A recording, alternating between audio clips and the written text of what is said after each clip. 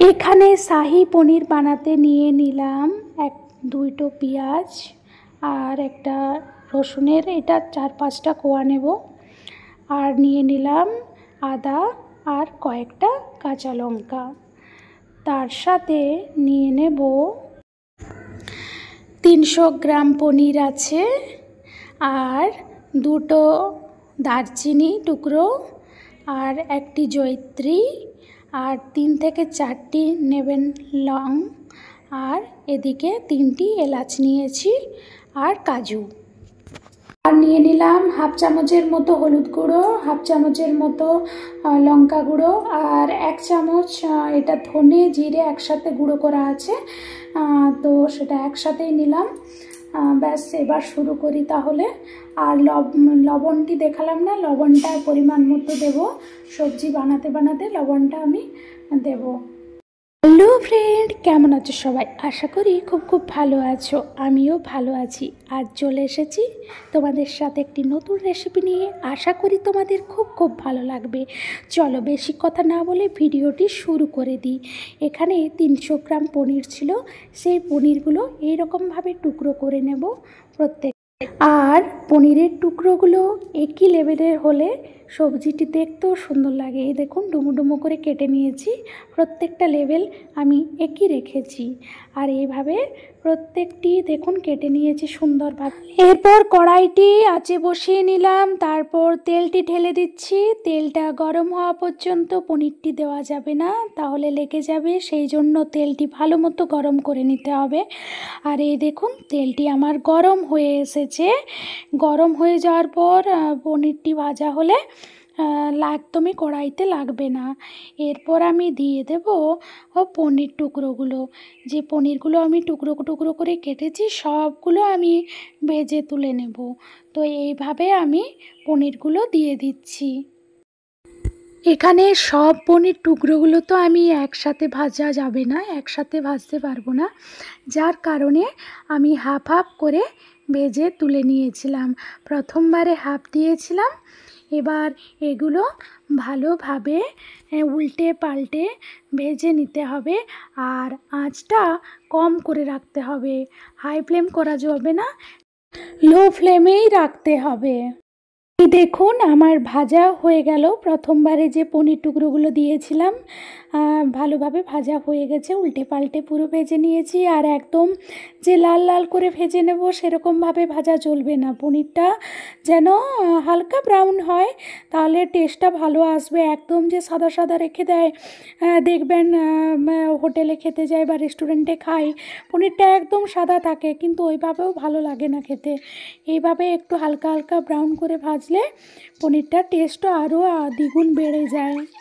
এভাবে আমি সব পনিরগুলো ভেজে তুলে নিলাম। আর এদিকে দেখুন হাফ বাটির মতো দুধ নিয়ে নিলাম, এর মধ্যে দিয়ে দিলাম ভেজে রাখা পনিরের টুকরোগুলো ভিজিয়ে রাখার জন্য, আর সাথে দিয়ে দিলাম 1 চামচ চিনি, আর ছোট্ট চামচের 1 চামচ লবণ। আর এদিকে দেখুন আমার কাটা হয়ে গেছে পেঁয়াজ, এরকমভাবে করে কেটেছি, দেখুন কীরকমভাবে যেরকম চিলি চিকেনের কাটা হয় না সেই রকমভাবে পেঁয়াজটা কেটেছি, কেটে আর এই দেখুন 3টে টমেটো নিয়েছিলাম, সেই টমেটোগুলো এইভাবে কেটে নিলাম। আর লঙ্কা কুচানো হয়ে গেছে। আর এই দেখুন 5-6 কোয়ার মতো নিয়েছি, 6-7 কোয়ার মতো নিয়েছি রসুন। আর এই দেখুন এটাও আমি এইভাবে কেটে নিয়েছি, যেহেতু পেস্ট করব সেই জন্য বড় বড় থাকলেও সমস্যা নেই। আবার আমি চুলাতে কড়াই বসিয়ে দিলাম, যে কড়াইটাতে আমি পনির ভেজেছিলাম ওই কড়াইটিতে বসিয়ে তেল গরম করিয়ে নিয়েছি, আর দিয়ে দিলাম কোচানো পেঁয়াজ। এভাবে নেড়ে চেড়ে নিতে হবে, আর সাথে দিয়ে দেব কোচানো আদা আর রসুন। সব ইনগ্রিডিয়েন্টগুলো এক এক করে দিতে থাকবো আর নাড়তে থাকবো। আর দিয়ে দেব কুচানো লঙ্কা, তার সাথে দিয়ে দেব কেটে রাখা টমেটোর টুকরোগুলো, আর নাড়তে থাকবো বারে বারে। আর এর মধ্যে দিয়ে দেব ছোট চামচের 1 চামচ লবণ, তার তারপর এটা নাড়তে থাকবো হালকা করে, এভাবে নেড়ে চেড়ে নেব।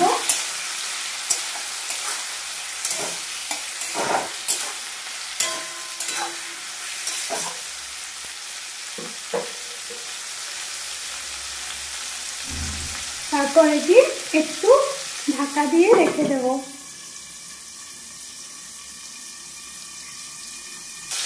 এর সাথে আবার দিয়ে দিলাম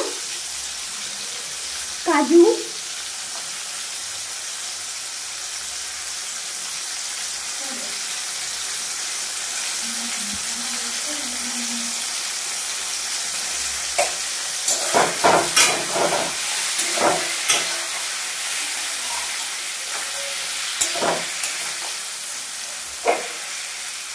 আবার ঢেকে দিলাম। আবার 1-2 মিনিটের জন্য ঢেকে দিলাম। দেখি খুলে কিরকম হয়েছে। এই দেখুন হয়ে এসেছে। এটা বেশি ভাজার কোনো প্রয়োজন নেই, নরম হয়ে এসেছে প্রত্যেকটা ইনগ্রিডিয়েন্ট। দেখুন নরম হয়ে গেছে। পেঁয়াজটা তো একদম গলে যাওয়ার মতো হয়ে গেছে, আর টমেটোটাও নরম হয়ে গেছে, কাজুটাও নরম হয়ে গেছে। এই অবস্থায় আমি চুলার আঁচটি বন্ধ করে দিলাম। বন্ধ হয়ে কিছুক্ষণ ঠান্ডা হয়ে যাক, 5 মিনিট এভাবে থেকে যাক, ঠান্ডা হোক। তারপর আমি মিক্সির বলে নিয়ে নেব।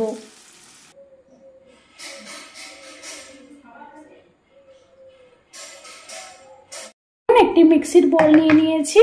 এর মধ্যে আমি ভেজে রাখা মশলাটা নিয়ে নেব পেস্ট করার জন্য।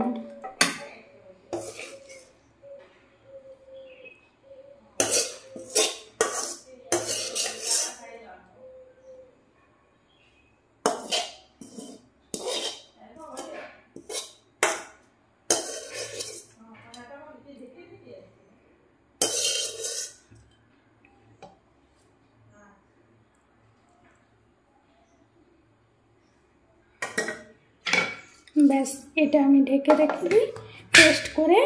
আর আমার পেস্ট হয়ে গেছে, কি সুন্দর হয়েছে দেখুন পেস্টটা। আর এবার সবজিটা বানানো যাক। আবার চুলার আঁচটি জ্বেলে নিলাম, কড়াইটি বসিয়েও দিয়েছি।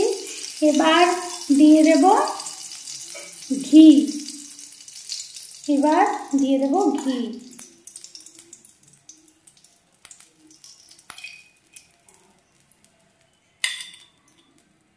এটা ঘিয়ে যেহেতু এটা আমি তেলে প্রথমে ভেজেছি, কিন্তু এটা ঘি দিয়েও ভাজা যায়। প্রথম থেকে আপনি ঘিয়ে বানাতে পারতেন, কিন্তু বিভিন্ন মানুষের এখন শারীরিক সমস্যার জন্য ঘিটা সবার তো সহ্য হয় না না খেতাম, কিন্তু কিছুদিন ধরে এত শরীরটা খারাপ আছে, ঘি খেলেই বদহজম হচ্ছে, যার কারণে ঘিটা একটু এড়িয়ে যাওয়ার চেষ্টা করছি। সেই জন্য আমি প্রথমে তেল দিয়ে ভেজে নিয়েছিলাম। এবার আমি ঘি দিলাম, 3 টিস্পুনের মতো ঘি দিয়েছি। ঘি দিয়ে এবার বানাবো। ঘিটা গরম হয়ে এসেছে। এবার আমি দিয়ে দেব 4টি এলাচ, জয়িত্রী একটা, 2 টুকরো করে রাখা 2টো দারচিনি, আর 4টি লবঙ্গ। আর যখন আমি মশলাটা দেখানো হয় যে কি কি নেওয়া যায়, সেই সময় আমি স্কিপ করে গেছিলাম, দেখাতে ভুলে গিয়েছিলাম যে অল্প মতো 1/2 টিস্পুনের মতো গোটা জিরা দিতে হবে মশলার সাথে।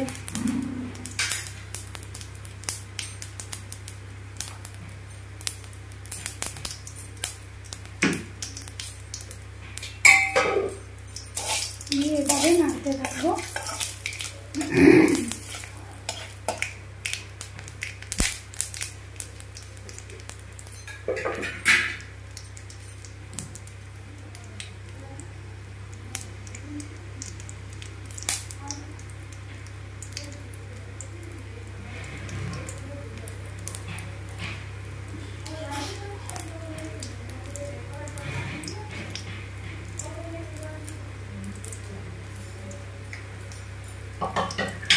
এরপর দিয়ে দেব আমার পেস্ট করে রাখা মশলাটা।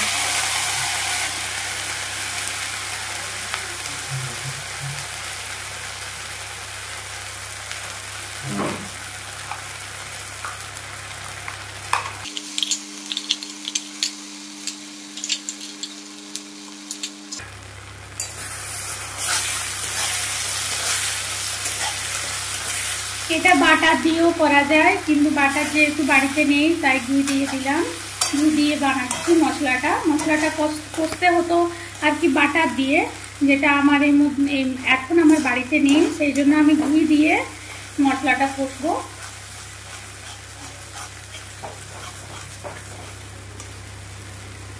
আর মশলাটা ভালোভাবে কষিয়ে নিতে হবে, না হলে সবজিটার টেস্ট একদমই ভালো আসবে না। সেই জন্য মশলাটা খুব ভালোভাবে কষে নিতে হবে। এভাবে নেড়ে চেড়ে কষিয়ে নিলাম আর দিয়ে দিলাম অল্প একটু জল, সাথে মশলাগুলো দিয়ে দেব, জিরে ধনে গুঁড়ো, হলুদ গুঁড়ো আর লঙ্কা গুঁড়ো। আবার নেড়ে চেড়ে নেব ভালোভাবে। আমার মশলা কষানো হয়ে গেছে, মশলা একদম রেডি হয়ে গেছে। দেখুন তেল ছেড়ে গেছে, মানে খুব ভালোভাবে হয়ে গেছে মশলা কষানো। এবার পনির ভিজিয়ে রাখা যে দুধটি, সেই দুধটি ঢেলে দেব মশলার মধ্যে, আর এভাবে নেড়ে চেড়ে আমি আবার ভালোভাবে ফুটিয়ে নেব। আর এইভাবে বারে বারে নাড়তে হবে যাতে তলায় না লেগে যায়, সেইভাবে মশলাটি বানাতে হবে। এরপর দিয়ে দেব পনিরগুলো, তারপর আবার হালকা করে নাড়তে হবে। দেখবেন সাবধানে যাতে পনিরগুলো না ভেঙে যায়, সেইভাবে নাড়তে হবে। আর পনিরটা দেওয়ার সাথে সাথেই কিন্তু তুলে নেবেন না, হয়ে যাবে না, একটু সময় করে একটু কিছুক্ষণ ফোটাতে হবে, তারপর আপনার সবজিটা একদম রেডি হয়ে যাবে। আর এই দেখুন আমার সবজিটি ফুটে উঠেছে, তার সাথে দিয়ে দিলাম বাটার পনির মশলা, এতে হয় স্বাদও দুর্দান্ত। এই দেখুন রেডি হয়ে গেছে। এর সাথে আমাদের লাস্ট ইনগ্রেডিয়েন্ট হচ্ছে ফ্রেশ ক্রিম, যেটা না দিলে আমাদের শাহী পনির অসম্পূর্ণ রয়ে যাবে। আর যদি বাড়িতে কারো অ্যাভেলেবেল না থাকে তো অবশ্যই আপনারা দুধের সর দিয়ে দেবেন, তাতেও স্বাদ একই লাগবে আর খেতে দুর্দান্ত স্বাদ হবে। অবশ্যই আপনারা বানিয়ে দেখুন, খুব ভালো লাগবে খেতে। শাহী পনির কেমন লাগলো অবশ্যই কমেন্টে জানাবেন।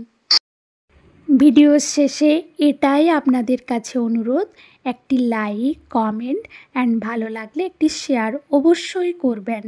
এতে করে আমার নতুন নতুন বন্ধুরাও আমার ভিডিওটি দেখতে পাবেন। আর যারা আমার নতুন বন্ধু আমার এই ভিডিওটি দেখছেন, আপনাদের কাছে একটাই অনুরোধ, প্লিজ আমার চ্যানেলটিকে সাবস্ক্রাইব করে পাশে থাকবেন আর বেল আইকনটি অবশ্যই দাবাবেন। এতে করে আমার নিত্য নতুন ভিডিও আপনাদের কাছে সবার প্রথমে পৌঁছে যাবে। যাই হোক, আপনারা সবাই ভালো থাকবেন, সুস্থ থাকবেন, ভগবানের কাছে এটাই প্রার্থনা করি। Tata, bye bye.